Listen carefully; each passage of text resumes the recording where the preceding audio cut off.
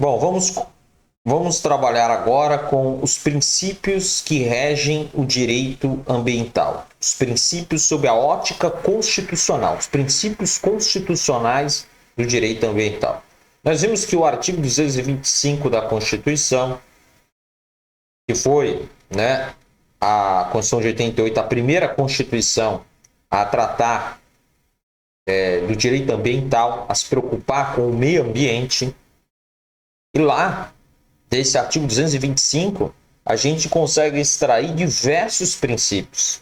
Muitos dos princípios previstos no artigo 225 foram retirados daquelas convenções mundiais realizadas, como, por exemplo, a Convenção de Estocolmo, de 1972.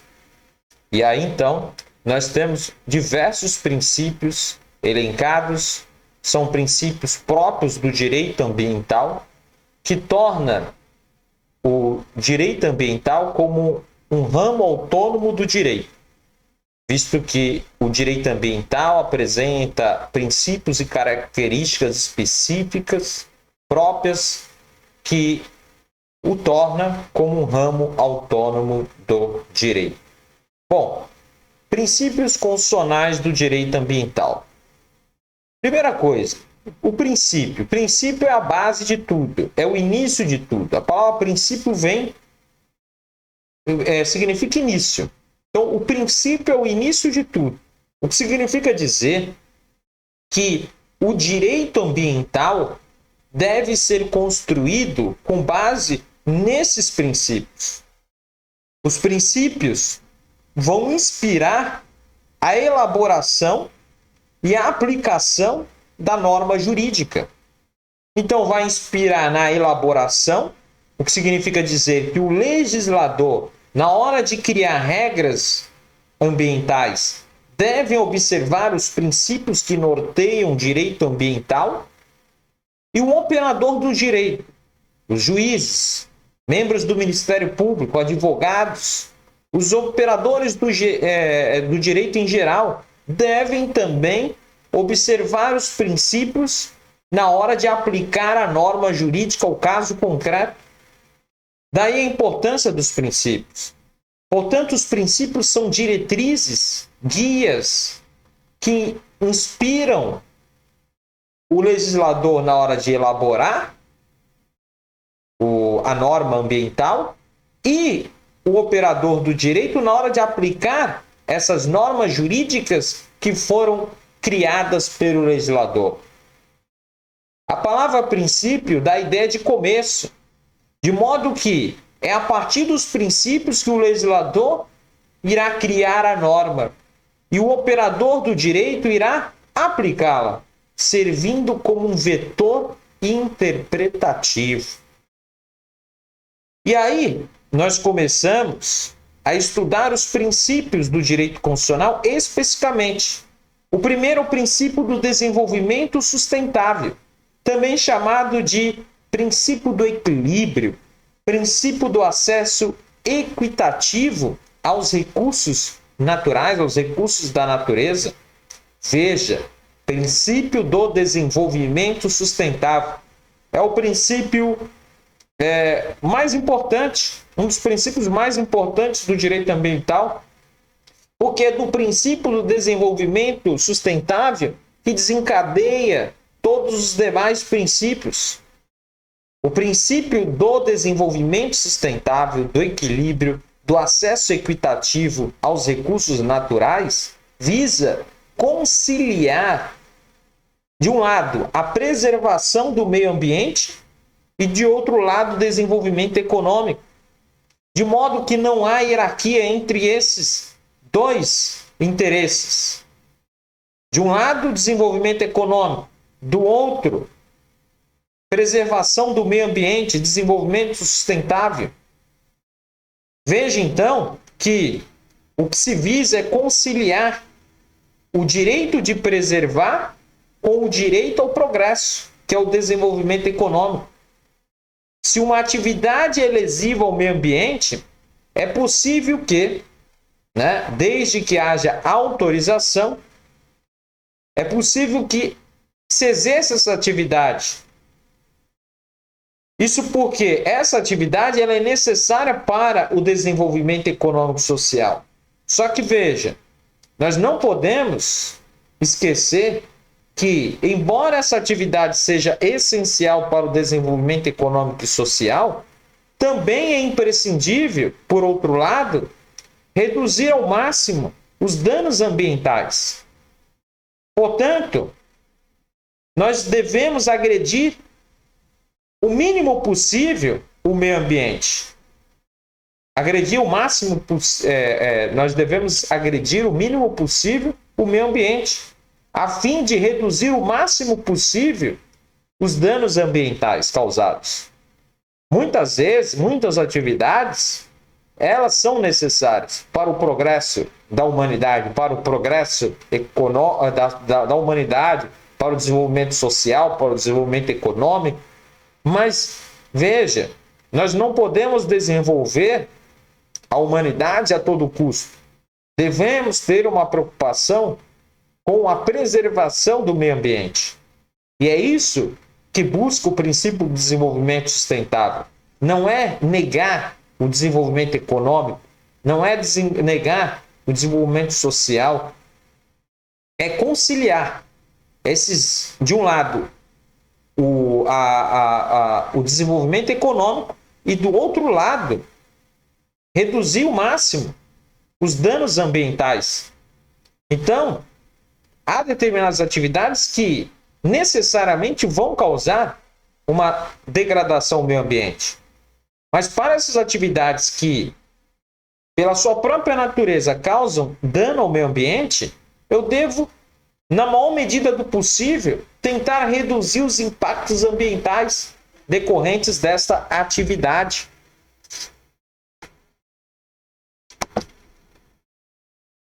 E veja que todos os demais princípios ambientais decorrem do desenvolvimento sustentável. O meio ambiente é para ser usado. Isso porque os recursos ambientais existem para servir as pessoas. Aí a visão antropocêntrica do direito, do direito ambiental, veja que o meio ambiente é um bem de uso comum do povo. É um bem que pertence a toda a coletividade, um bem difuso. E veja, depois da Revolução Industrial, percebeu-se que os recursos ambientais eram finitos, que se forem utilizados sem que haja qualquer preocupação, de maneira desmedida, uma hora vai acabar. Então, há necessidade de se preservar o meio ambiente. Para isso que nós temos o desenvolvimento sustentável, um desenvolvimento da humanidade, mas de maneira preocupada com o meio ambiente, com a preservação do meio ambiente. A segunda conferência de Estocolmo tratou do desenvolvimento sustentável. E nessa conferência prevê o seguinte, que todas as nações têm de se desenvolver economicamente, desde que de maneira sustentável. É a ideia de equilíbrio entre o desenvolvimento econômico e a proteção ambiental. Deve-se garantir que as futuras gerações também possam utilizar os recursos ambientais. Imagina uma empresa de celulose. A empresa de celulose, ao fazer o desmatamento, ela tem que realizar o replantio. E não só fazer o desmatamento e ponto final. Não. Desmatou, degradou o meio ambiente,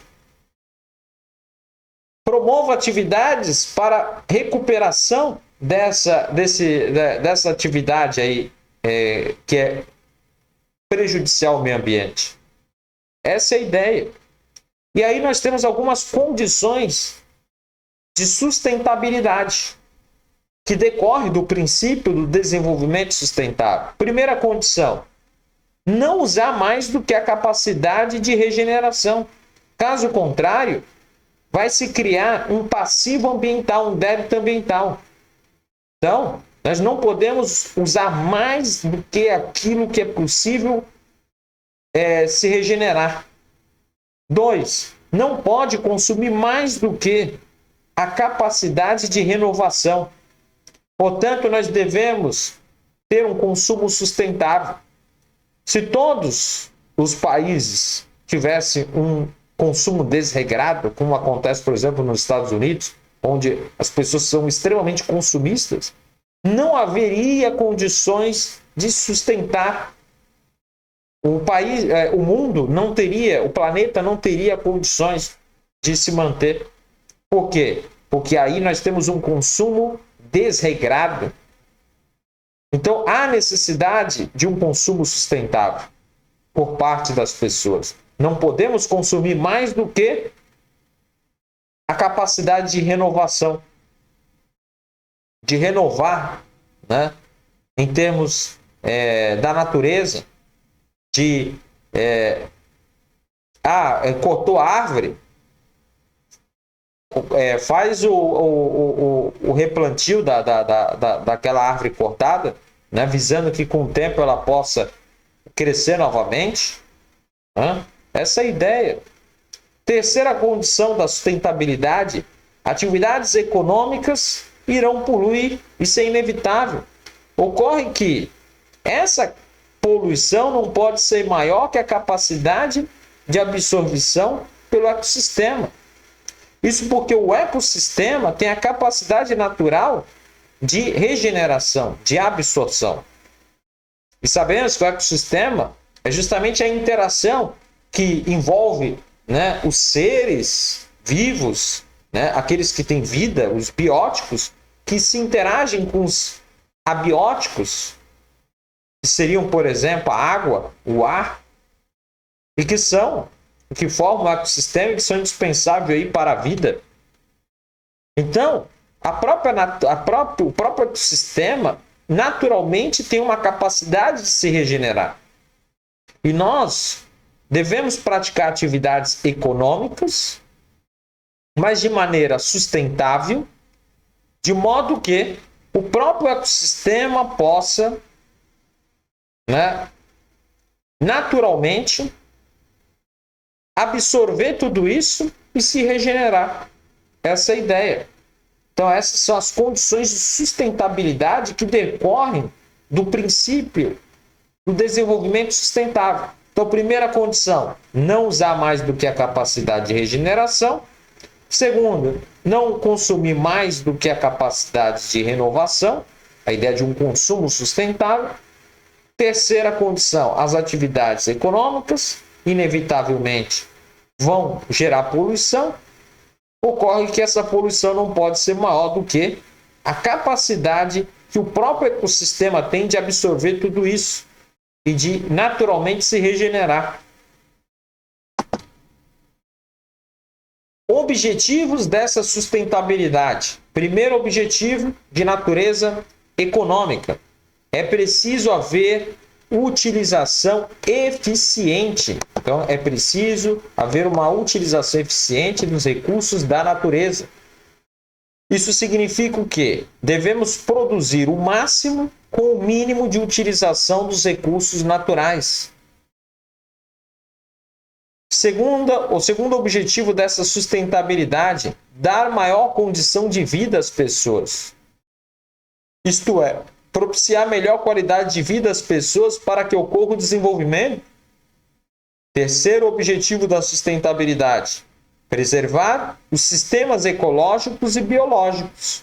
Portanto, esses são os objetivos da sustentabilidade. O objetivo econômico da sustentabilidade.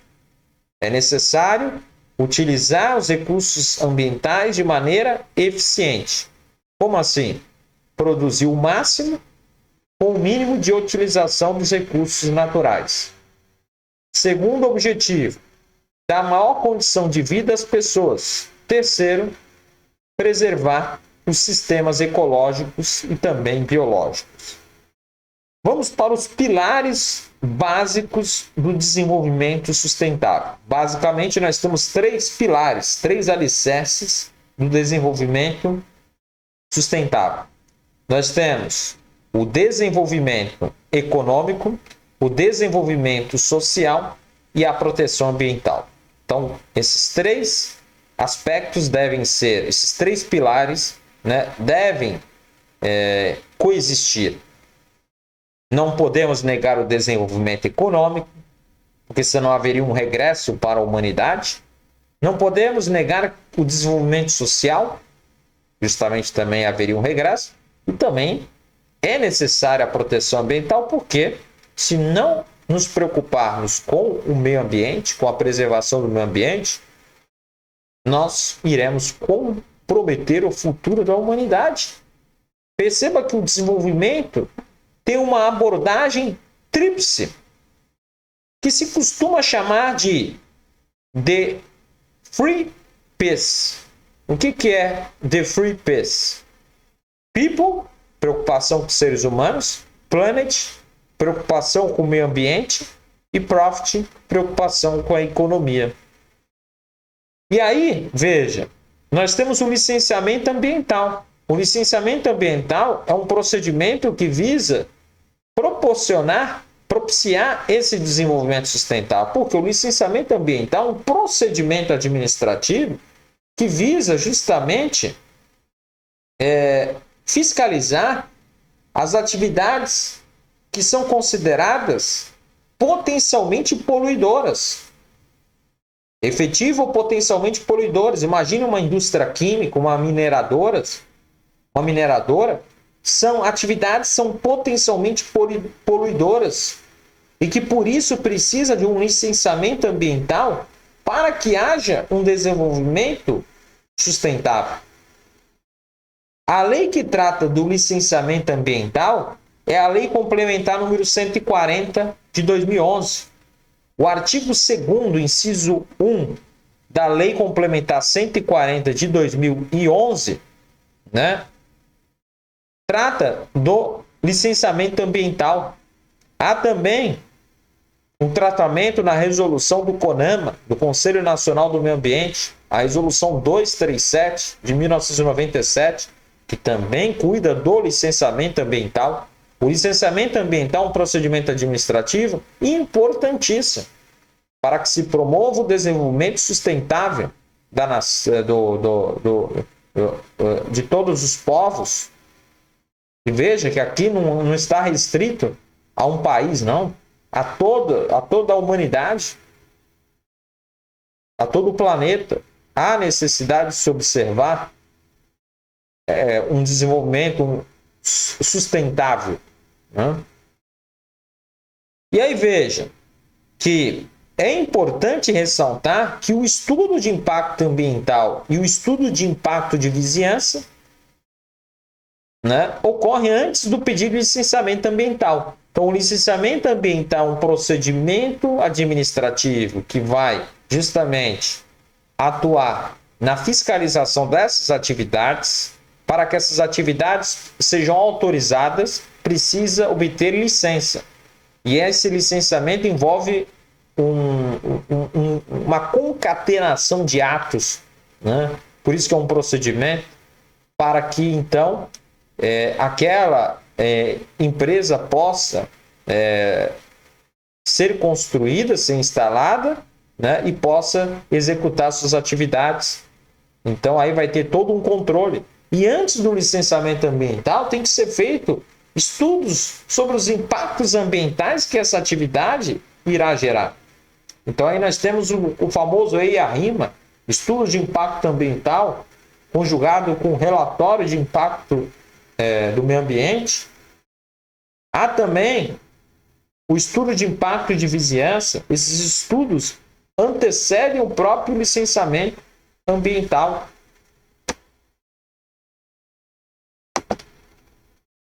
Um outro princípio que nós temos é o princípio da precaução e da prevenção. Tanto o princípio da precaução quanto da prevenção objetivam evitar o dano.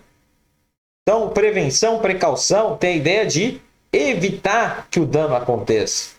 De modo que o poder público tem o dever de adotar medidas necessárias para que ocorra o dano ao meio ambiente. Agora, qual que é a diferença entre precaução e prevenção? A prevenção é trabalhada na certeza do dano. Quando a gente trabalha com o princípio da prevenção, quando a gente invoca o princípio da prevenção, é porque existe uma certeza científica de que aquela atividade causa degradação ao meio ambiente. O dano ambiental decorrente da atividade é cientificamente comprovado, é certo. E se as medidas não forem tomadas, é certeza que o dano ambiental irá acontecer, irá ocorrer. Agora, quando existe uma mera suspeita, dúvida sobre a nocividade da atividade ao meio ambiente, aí nós trabalhamos com o princípio da precaução. Aqui o dano não é cientificamente comprovado. Contudo, ainda assim o poder público irá tomar medidas de precaução, evitando-se a ocorrência do dano ao meio ambiente. Nos casos de dano ambiental, há inversão no ônus da prova, de modo que aquele que vai executar, que vai exercer a atividade, é que tem o ônus da prova, é que tem que provar que aquela atividade não é danosa ao meio ambiente, não irá causar danos ao meio ambiente. Inclusive, nós temos uma súmula do STJ nesse sentido, que é a súmula 618 do STJ, que diz: a inversão do ônus da prova aplica-se às ações de degradação ambiental. E aqui quero fazer um parênteses. Degradação ambiental não necessariamente envolve a atividade humana. Às vezes, um próprio evento da natureza pode provocar uma degradação ambiental. E é aí que difere a poluição da degradação ambiental, porque toda a poluição decorreu de uma atividade humana. O homem, ele é quem polui. Então, a poluição é uma espécie de degradação ambiental. A degradação ambiental pode ou não ocorrer por uma intervenção do homem. Para as atividades em que o dano ambiental é certo, necessariamente precisará do estudo de impacto ambiental, o ERIMA. E aí veja, olha o que diz o enunciado número 15 da Rio 92, daquela conferência, né, que foi realizada aí no Rio de Janeiro em 1992, que também foi conhecida como Cúpula da Terra, ECO 92. O enunciado número 15 diz o seguinte: para proteger o meio ambiente, medidas de precaução devem ser largamente aplicadas pelos estados, segundo suas capacidades. Em caso de risco de danos graves ou irreversíveis, a ausência de certeza científica absoluta não deve servir de pretexto para procrastinar, ou seja, para adiar a adoção de medidas efetivas visando prevenir a degradação do meio ambiente. É isso que diz o enunciado número 15 dessa convenção internacional. A conferência realizada aí no Rio de Janeiro em 1992, a Cúpula da Terra, ECO 92, 1092, se trata aí do princípio da precaução e da prevenção. Lembrando que ambas têm o objetivo de evitar que o dano ambiental aconteça, ocorra. Um outro princípio é o do meio ambiente ecologicamente equilibrado, como um direito humano. Veja, falar em meio ambiente, em direito ambiental, é falar em direito humano. O direito ambiental está intimamente ligado ao direito humano. Não dá para falar em vida sem antes falar em meio ambiente. O meio ambiente precede a vida. É impensável falar em vida sem antes pensar no meio ambiente. Por isso, a necessidade de se preservar o meio ambiente, sob pena de comprometer as presentes e futuras gerações. Então, o princípio do meio ambiente ecologicamente equilibrado como direito humano significa o seguinte: o meio ambiente é um direito humano e também um direito fundamental. Qual é a diferença entre direito humano e direito fundamental? O direito fundamental é aplicado internamente no país. O direito humano é aquele aplicado no âmbito internacional, nas relações entre o Estado brasileiro e os demais estados e organismos internacionais. E o meio, veja, esse princípio do meio ambiente ecologicamente equilibrado como direito humano está previsto no artigo 225 da Constituição.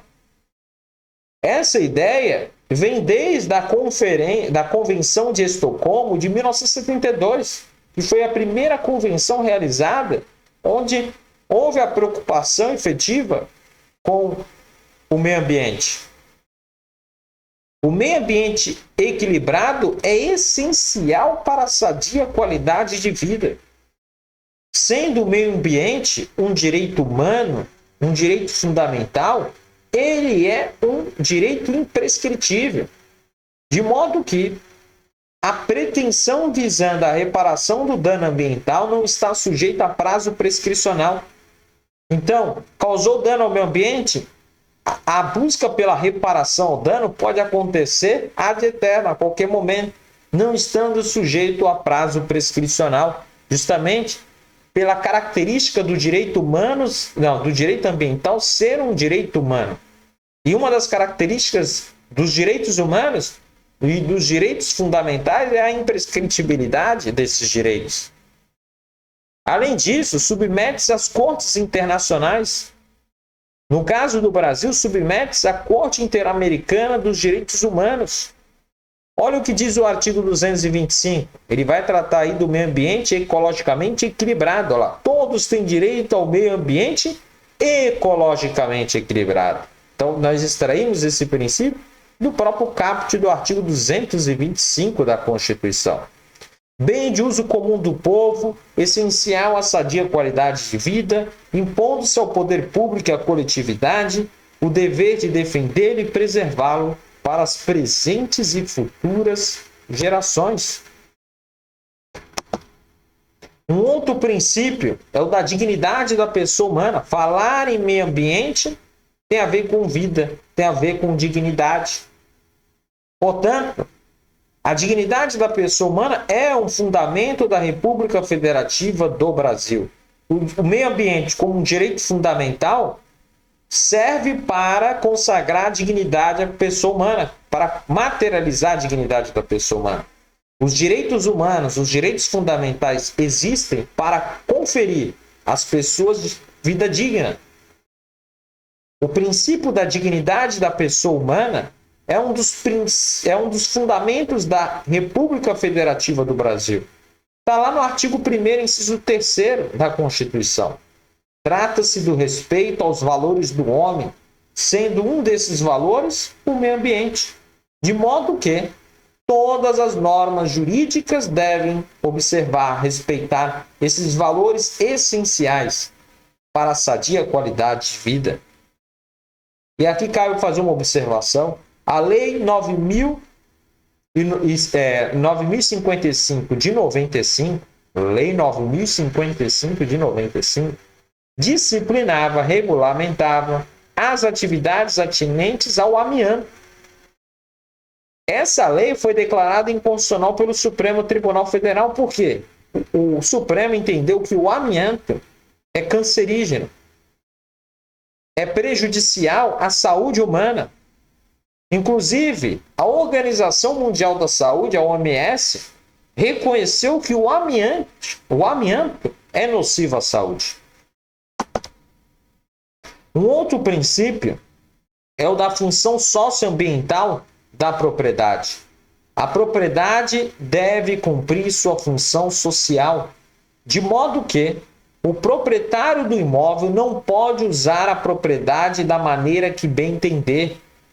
De modo que o proprietário não pode usar o bem para causar danos à coletividade.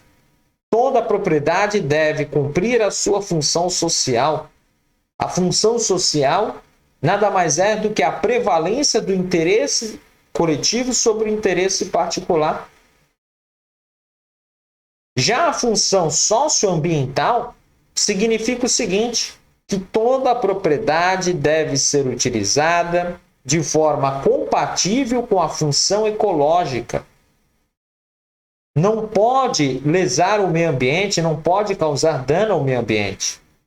E aí veja, o artigo 186 da Constituição prevê expressamente que o proprietário, urbano ou rural, deve utilizar os recursos naturais de forma adequada, devendo preservar o meio ambiente em todas as suas formas. Então aqui abrange o meio ambiente natural, o meio ambiente do trabalho, o meio ambiente artificial e as outras espécies de meio ambiente. Assim, o uso da propriedade deve ser compatível com os interesses da coletividade e também com a preservação do meio ambiente em todos os seus aspectos, da natureza, meio ambiente cultural, meio ambiente do trabalho, meio ambiente artificial, são as 4 espécies de meio ambiente. E veja, olha o que diz o artigo 186 da Constituição. A função social é cumprida quando a propriedade rural atende simultaneamente, segundo critérios e graus de exigência estabelecidos em lei, aos seguintes requisitos. E aí nós temos o inciso 2, utilização adequada dos recursos naturais disponíveis e preservação do meio ambiente. Inciso 3, observância das disposições que regulam as relações de trabalho. Então veja aqui sobre a questão envolvendo a função social da propriedade rural, diz que tem que haver a utilização adequada dos recursos naturais e também tem que haver a proteção dos trabalhadores, as relações de trabalho. Tem que se observar regras, atinentes à proteção dos trabalhadores quanto à saúde, à segurança, à higiene. Tem que se criar ambientes propícios para isso. Esse é o meio ambiente do trabalho que está em jogo. Um outro princípio é o da vedação do retrocesso ambiental. Veja, o meio ambiente é um direito fundamental. O meio ambiente tem a ver com vida. De modo que o ordenamento ambiental, esse conjunto de leis ambientais, não pode retroceder, não pode regredir em matéria ambiental. É o famoso efeito cliquet, a vedação de retrocesso. E aí é a vedação de retrocesso no âmbito ambiental. Não se pode criar normas ambientais que venham diminuir o âmbito de proteção do meio ambiente. As normas constitucionais que tratam do meio ambiente não podem ser extintas, abolidas, nem mesmo por emendas constitucionais, por ser um direito ambiental, um direito fundamental. Logo, é uma cláusula pétrea, lá do artigo 60, parágrafo 4º, inciso 4, quando trata dos direitos fundamentais, tendo inclusive como núcleo axiológico a dignidade da pessoa humana, que é o fundamento da República Federativa do Brasil. A lei ambiental só poderá ser modificada para proteger ainda mais o meio ambiente, vedada a criação de leis ambientais que sejam menos protetivas ao meio ambiente. Assim, o poder público não pode regredir em matéria ambiental. Trata-se aí de uma obrigação negativa. Pelo contrário, o poder público deve progredir, deve agir sempre, tendendo a concretizar uma maior proteção ao meio ambiente. E aí nós temos uma obrigação positiva, ou seja, uma atuação do poder público no sentido de ampliar a proteção ambiental, criando-se leis, criando-se políticas públicas voltadas à proteção do meio ambiente. Esse princípio é um princípio que não está expresso na Constituição, mas é um princípio implícito.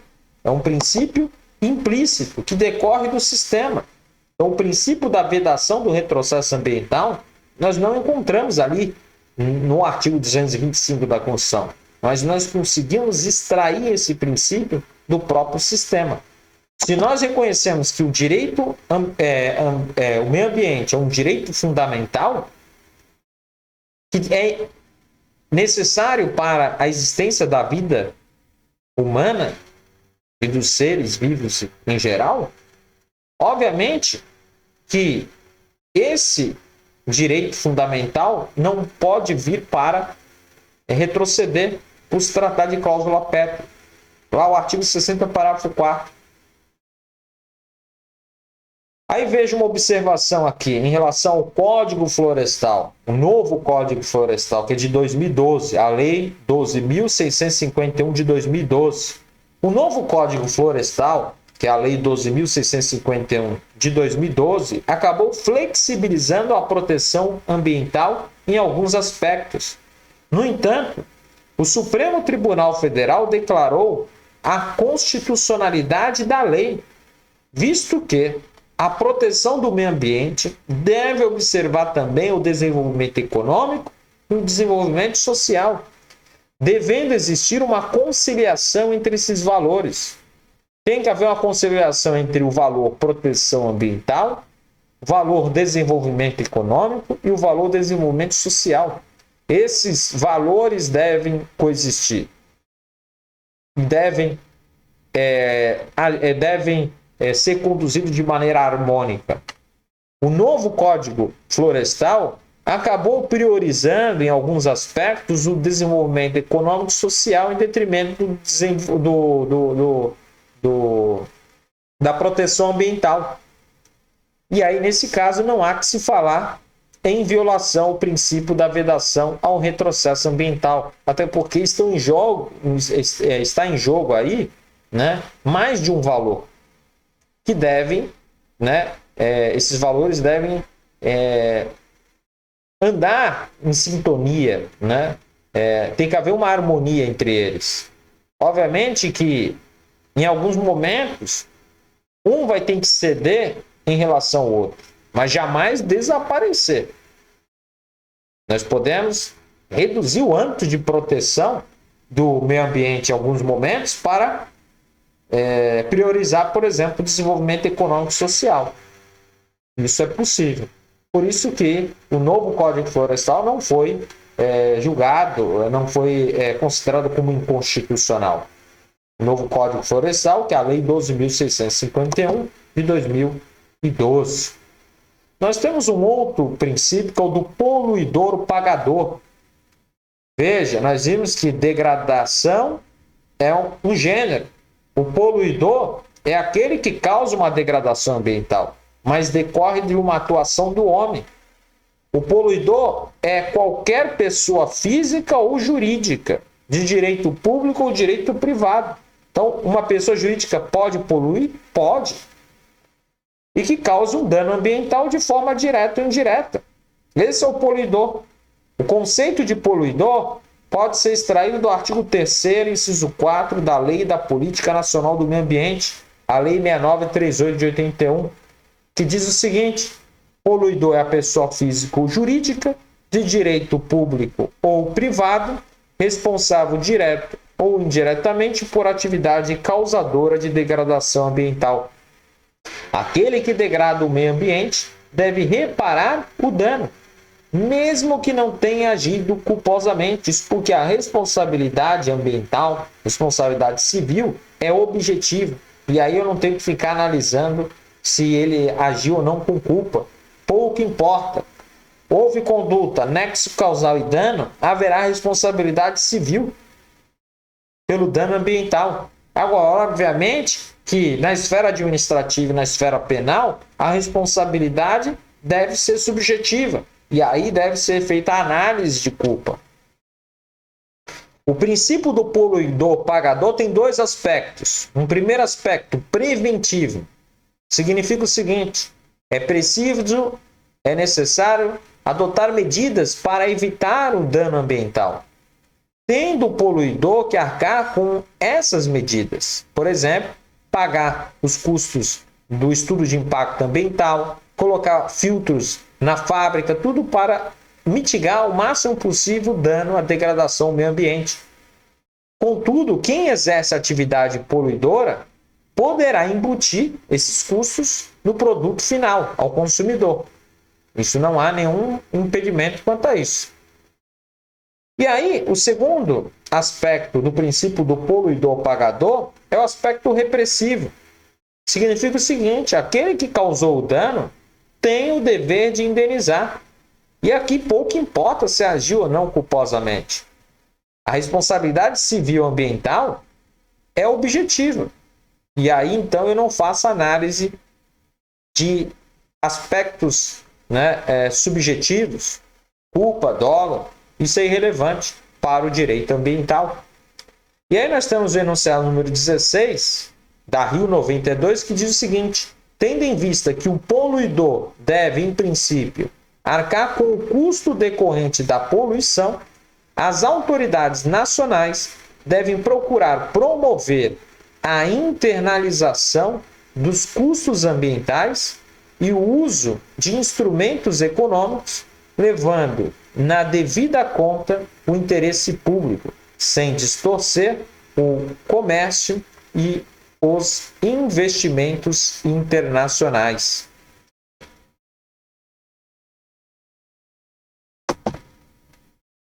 Um outro princípio é o do usuário pagador. Veja, aquele que usa dos recursos ambientais deve pagar por ele. Nós pagamos pela água. Ah, mas a água não é de todos? Sim, mas nós temos que pagar pela empresa concessionária de serviço público que faz o tratamento, né, dessa água que a gente usa para beber. Então, nós devemos pagar por isso. É o usuário pagador. Então, aquele que usa dos recursos da natureza, é o caso da água, deverá pagar por esse uso. Na verdade, o uso desses recursos da natureza pode ser gratuito ou oneroso, de modo que o Estado pode sim cobrar pelos serviços ambientais prestados, apesar do meio ambiente em si ser um bem de todos, pertencente a toda a coletividade, um direito, um bem difuso, de uso, um bem de uso comum do povo. Então, por exemplo, nós temos a tarifa de água pela distribuição e tratamento da água. É possível cobrar? Sim, baseado no princípio do usuário pagador. Um outro princípio relacionado ao direito ambiental é o princípio do protetor recebedor. Olha o que o nome diz: protetor recebedor. Alguém que protege o meio ambiente tem que receber uma benesse por isso. Tem que ser, de uma certa maneira, entre aspas, beneficiado, presenteado por isso, porque ele cumpre regras ambientais, ele atua no sentido de proteger o meio ambiente. Então, aquele que preserva o meio ambiente deve ser beneficiado pela lei. O legislador tem esse dever de beneficiar aquele que preserva o meio ambiente. É uma forma de incentivar as empresas, as pessoas a proteger o meio ambiente. O novo Código Florestal, que é a Lei 12.651 de 2012, prevê vários benefícios àquele que preserva o meio ambiente. Outro caso de aplicação do princípio do protetor recebedor é o ICMS ambiental. ICMS é um tributo, é um imposto sobre circulação de mercadorias, né? Então aí nós temos o quê? Que um outro caso de aplicação do princípio do protetor recebedor é o ICMS ambiental, de modo que o Estado membro, que é aquele que tem competência para criar e cobrar o ICMS, pode destinar parcela do imposto arrecadado aos municípios que preservam o meio ambiente. E aí, então, veja, é uma forma de incentivar os municípios a preservar o meio ambiente. Uma atuação do Estado membro fazendo isso aí, dando incentivos por meio, né, de repasse do ICMS arrecadado. Um outro princípio é o da prudência, também chamado de indúbio pró-ambiente ou pró-natura. É aquela coisa, aquela situação. Em caso de dúvida, se a gente não sabe se aquela atividade causa ou não dano ao meio ambiente, ela não deve ser praticada. Na dúvida, impõe-se a abstenção da atividade. Na dúvida, não pratica atividade que cause dano ao meio ambiente. por força do princípio da prudência, do indúbio pró-ambiente, do princípio do pró-natura, ou seja, em favor da natureza. Outro princípio é o da participação.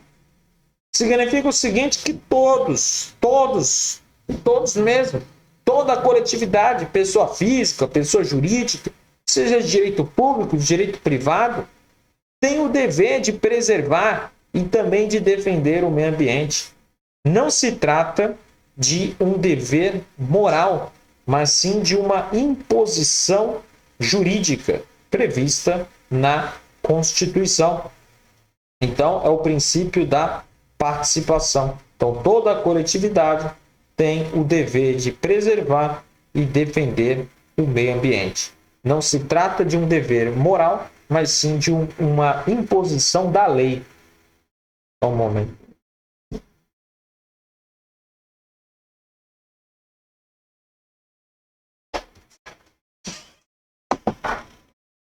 Um outro princípio é o da informação.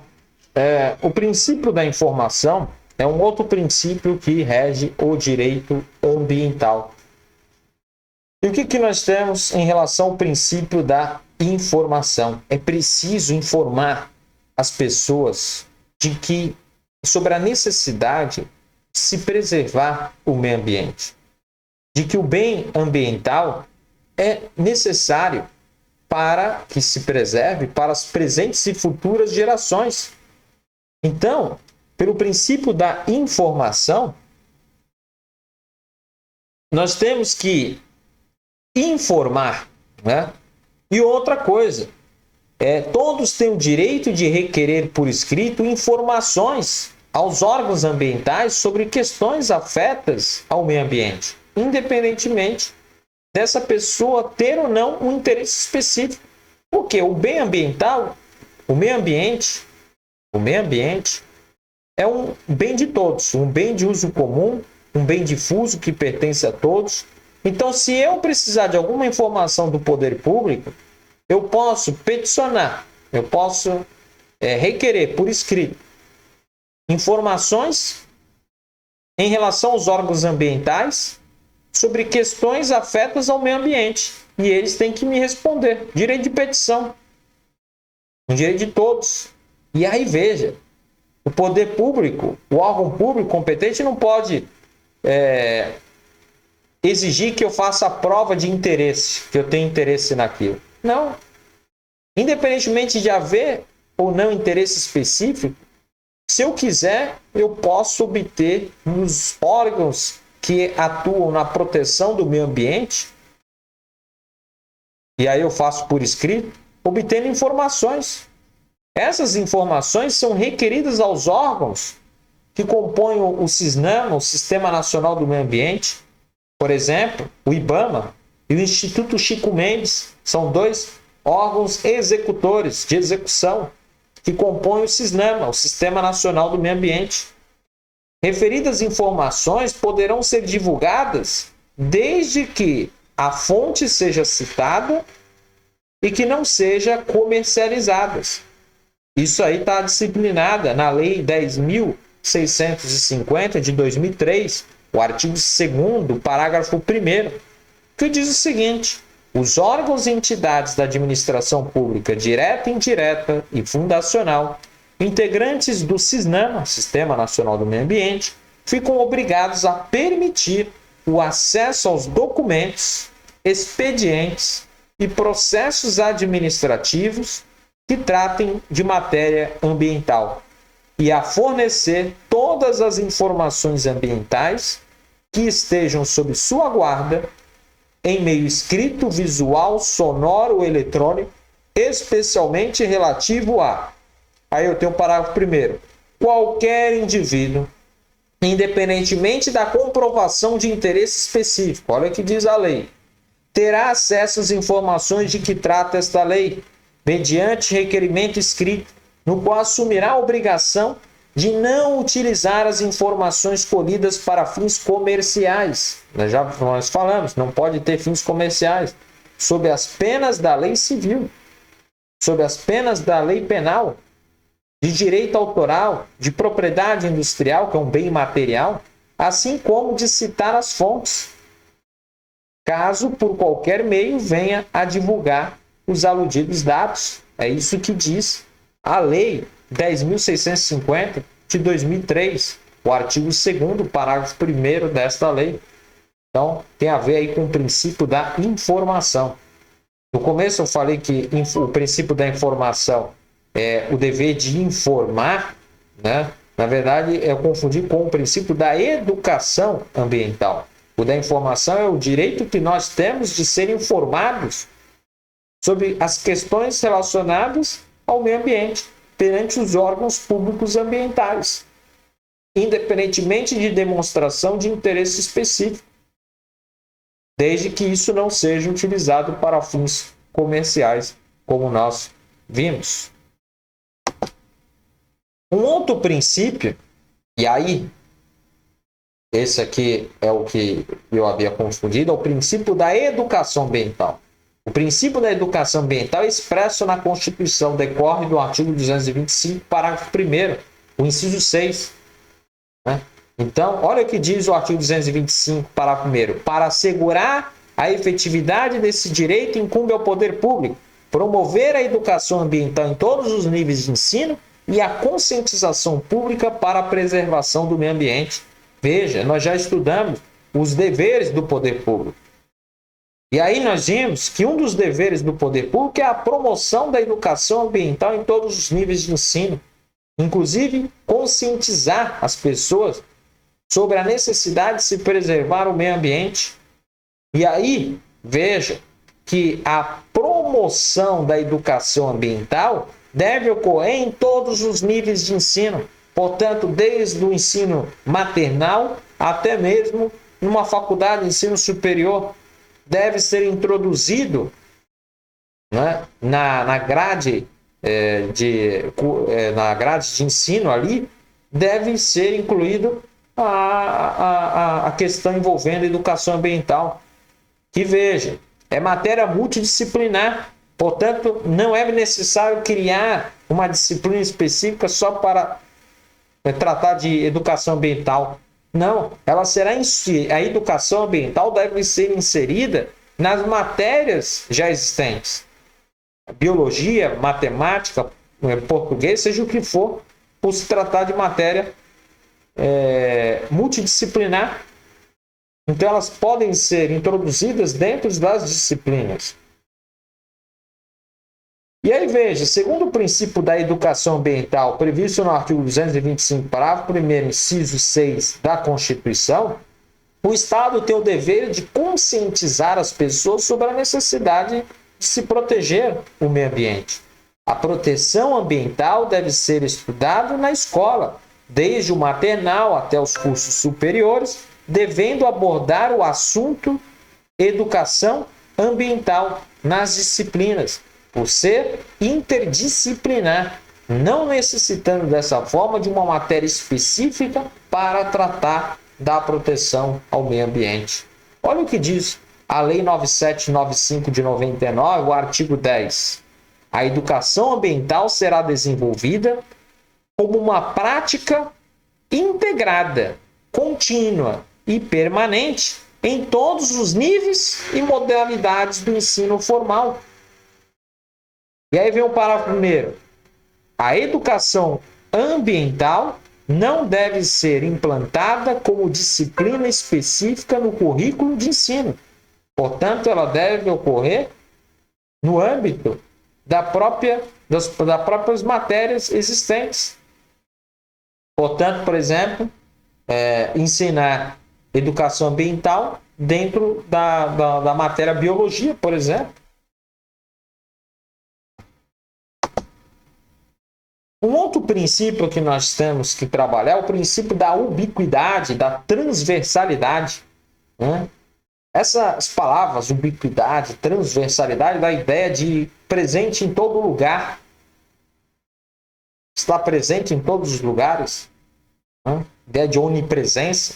Então, de acordo com o princípio da ubiquidade, da transversalidade, A proteção ao meio ambiente deve ser o centro do ordenamento jurídico, devendo estar em todas as leis e não somente nas leis ambientais. A proteção ao meio ambiente deve ser uma diretriz, um caminho a ser seguido por todo o ordenamento jurídico. Portanto, deve ser onipresente, estar em todos os lugares, e não apenas na matéria afeta ao direito ambiental. Assim, as políticas de governo, as leis, as políticas públicas, as atividades de um modo geral, têm que observar a proteção ambiental. A proteção ambiental deve estar em todas as questões. Então, tudo que vai envolver aí, por exemplo, criação de lei, na hora de criar a lei, tem que estar sempre preocupado com a questão envolvendo o meio ambiente. Na hora de realizar políticas públicas, preocupação com o meio ambiente. As políticas de governo também voltadas à proteção do meio ambiente. Por isso, a questão do princípio da ubiquidade, da transversalidade do direito ambiental. A ideia de onipresença, de que a necessidade da proteção ambiental deve estar internalizada em todos os aspectos e atividades. O outro princípio é o do limite. Princípio do limite. Veja, é dever do Estado fixar os padrões para que haja um meio ambiente saudável. Então, o próprio nome já sugere, é um limite. Um limite à atuação da pessoa. Então, por exemplo, as empresas, na hora de criar, por exemplo, um produto, deve observar normas criadas pelo Estado, normas de proteção ambiental, normas que vão proteger a saúde, a vida, o meio ambiente. Então, veja, é dever do Estado fixar padrões para que haja um meio ambiente saudável. Aqueles produtos, aqueles serviços que possam, de alguma maneira, causar uma lesão à saúde, à vida, ao meio ambiente, devem ser controlados. E o Estado deve exercer um poder de política, fiscalizar a atuação dessas atividades. Para tanto, o CONAMA, que é o Conselho Nacional do Meio Ambiente, vai editar resoluções impondo limites aos produtos ou tecnologias que são danosas ao meio ambiente, que são prejudiciais ao meio ambiente. Por exemplo, questão envolvendo quantidade de emissão de gás carbônico no veículo, que são emitidos na atmosfera. Tudo isso deve estar regulamentado. Olha o que diz o artigo 225, parágrafo 1º. Diz o seguinte, no inciso 5, trata justamente do princípio do limite, que diz assim, então é tanto um princípio quanto um dever do poder público. Ele diz, para assegurar a efetividade desse direito, incumbe ao poder público, inciso 5, controlar a produção, a comercialização e o emprego de técnicas, métodos e substâncias que comportem, que acarretem risco para a vida, qualidade de vida e o meio ambiente. Então veja, quando ele impõe esse dever do poder público de controlar a produção, a comercialização e o emprego, tanto de técnicas, métodos, substâncias que causem risco à vida e ao meio ambiente, trata-se do princípio do limite, que tanto é um princípio quanto um dever do poder público, já estudado. Um outro princípio que nós temos, relacionado ao direito ambiental, o princípio da cooperação internacional. É dever do Estado brasileiro auxiliar os outros países na proteção ambiental. Veja, o problema ambiental é um problema que não é só do Brasil, é um problema de todo o planeta. Então, todos os países que fazem parte aqui desse planeta devem agirem mutuamente, auxiliar, cooperar para a proteção ambiental. E o Estado brasileiro tem esse dever de auxiliar os outros países na proteção ambiental, e isso é recíproco. Os outros países também têm esse dever. O Brasil tem o dever de cooperar junto com os outros países na proteção do meio ambiente, para que haja efetivamente progresso à humanidade. Nós vimos lá que o progresso da humanidade é também um dos princípios fundamentais da República Federativa do Brasil. Havendo solicitações, o governo estrangeiro encaminhará ao Ministério da Justiça e, por sua vez, distribuirá ao órgão competente. Então, veja, é uma cooperação que se faz aí entre os diversos países, todos andando na mesma direção, visando a proteção do meio ambiente. E aí, promovendo auxílios recíprocos, princípio da solidariedade intergeracional. Olha a palavra intergeracional, entre gerações. Solidariedade, que ser solidário é ajudar o próximo. E aí, entre gerações, significa o seguinte: o princípio da solidariedade intergeracional. Necessidade de que a geração presente, nós aqui, estamos hoje no planeta Terra, nós temos que preocupar com as futuras gerações. Nós temos que preservar o meio ambiente, não apenas para a nossa geração, mas para as gerações futuras, para que as novas gerações que virão, né, possam também usufruir do meio ambiente. Porque nós sabemos que os recursos ambientais são finitos. Eles acabam. E se a gente não preservar hoje, nós comprometeremos toda a humanidade. Então, aí a necessidade de se proteger o meio ambiente. Esse é o princípio da solidariedade intergeracional. E aí, veja, nós não temos que ter uma visão egoísta, né? Vamos usar os recursos ambientais a todo custo e as próximas gerações que se danem. Não é assim. Então, é necessário que a geração presente preserve o meio ambiente, não apenas voltada para a nossa geração, para o nosso bem-estar, mas também para a existência e para o bem-estar das gerações futuras.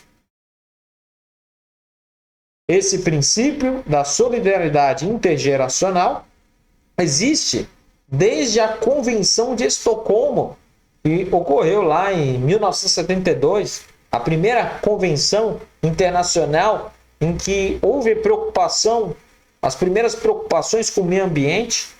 Nós já estudamos lá na parte histórica do direito ambiental que a preocupação com o meio ambiente começa a existir a partir da década de 60. Antes, a preocupação era apenas e tão somente com o desenvolvimento econômico. E aí havia o uso dos recursos ambientais de maneira desmedida, sem qualquer controle. Um outro princípio que nós temos é o princípio da imprescritibilidade do direito do interesse ambiental. Esse decorre do próprio princípio da humanidade ambiental, o direito ambiental como um direito humano. Se nós reconhecemos que o direito ambiental é um direito humano, logo ele é um direito imprescritível. Portanto, causado um dano ao meio ambiente, é possível buscar a reparação desse dano a qualquer tempo, não estando tal pretensão sujeito a prazo prescricional. Portanto, esse direito pode ser exercido ad eterno, a qualquer momento, não havendo que se falar em prazo prescricional. Então é basicamente isso. Sendo o direito ambiental um direito humano, ele é imprescritível. Ele não se convalida pelo decurso do tempo, de modo que as ações reparatórias de dano ambiental podem ser ajuizadas a qualquer tempo. Bom, com isso então, nós falamos sobre os princípios que regem o direito ambiental.